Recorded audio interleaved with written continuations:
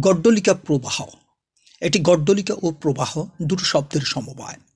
শুরুতে গড্ডলিকা সম্পর্কে বলা যাক। শব্দটি গড্ডলের সাথে সম্পর্কিত।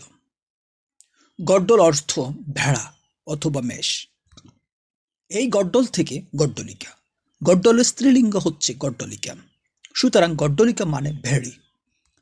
বাংলা ঘাড়ল শব্দটাও এই গড্ডল থেকে আগত। সাধারণত আমরা দেখি ভেড়াদের একটি যেদিকে যায় অন্যগুলো বাস বিচার না করে সেদিকে যায়। গড্ডলিকা হচ্ছে সেই আগুয়ান ভেড়ি, বাকিরা তাকে অন্ধভাবে অনুসরণ করে। যেদিকে মোড় করে বাকিরা তাকে অনুসরণ করে। গড্ডলিকার সমার্থক রূপেও অভিধানে গড্ডলিকা পাওয়া যায়। এবার প্রবাহ নিয়ে বলা যাক। ভেড়ির সাথে বা ফ্যাশনে বিচরণরত ভেড়াপালকে নদী বা প্রবাহের মতো দেখায় বলে গড্ডলিকার সাথে প্রবাহ শব্দটি জুড়ে দিয়েছেন ব্যবহারকারীরা। ওই যে গড্ডলিকা বা ভেড়িকে বাকিদের অন্ধভাবে অনুসরণের কথা বললাম, এর উপর ভিত্তি করে এই আচরণযুক্ত মানুষদের যে কোনো মিলিত রূপকে গড্ডলিকা প্রবাহ বলা হয়। গড্ডলিকা প্রবাহভুক্ত মানুষদের প্রতিটার আচরণ এমন, বিবেচনা না করে অন্ধভাবে সবাই করছে দেখে কোনো কাজে নিজেকে আত্মনিয়োগ করে।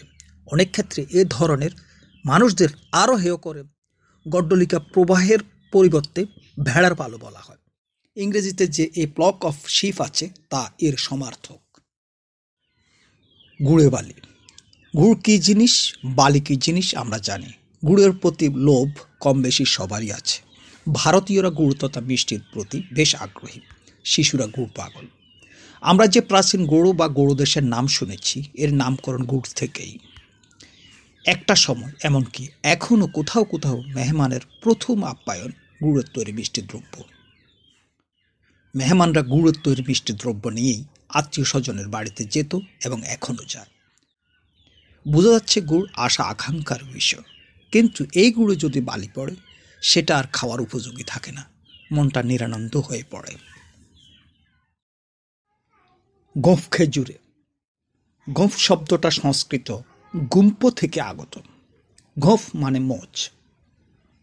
খেজুর শব্দটাও সংস্কৃত শব্দ থেকে আগত। মূল শব্দ খরচুর।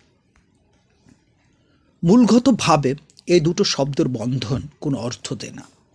একটা ঘটনা এই শব্দবন্ধকে অর্থপূর্ণ করেছে। গোপওয়ালা এক অলস লোক খেজুর গাছ তলে শুয়ে বিশ্রাম নিচ্ছিল। গাছ থেকে একটা খেজুর পড়ে তার গোঁফে আটকে যায়। ব্যাপারটা পাশ দিয়ে হেঁটে যাওয়া আরেক লোক দেখল এবং তাকে বলল, আপনার গোঁফে একটা খেজুর লেগে আছে, খাচ্ছেন না কেন?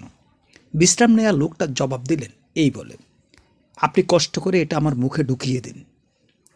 কী পরিমাণে অলস হলে লোকটার জবাব এমন হতে পারে ভাবতে পারেন। এই ঘটনার কারণে এটি সমাজবদ্ধও হয়েছে। মধ্যপদলোপী বহুব্রীহি সমাসের একটা উদাহরণ হওয়ার যোগ্যতা লাভ করে। এর ব্যাসবাক্য, গোঁফে খেজুর পড়ে থাকলেও কষ্ট করে তা খায় না যে। ঘটনাটার উপর ভিত্তি করে আমরা বলতে পারি গোঁফ খেজুরে বাগধারার অর্থ নিতান্ত অলস। গোল্লায় যাওয়া। গোল্লায় যাওয়া বাগধারার অর্থ উদ্ধার করতে হলে আগে গোল্লা শব্দ সম্পর্কে জানা প্রয়োজন। শব্দটি সংস্কৃত গোল ও ফার্সি গুল্লার সাথে সম্পর্কিত। গোল্লা শব্দের অর্থ শূন্য অথবা কিছুই না। রসগোল্লাকেও গোল্লা বলা হয়। বাগধারাটিতে রসগোল্লা অর্থে গোল্লার ব্যবহার ঘটেনি। এখানে শূন্য বা কিছুই না অর্থে গোল্লা গৃহীত। পরীক্ষায় ভালো না করলে ছাত্ররা শূন্য পায়।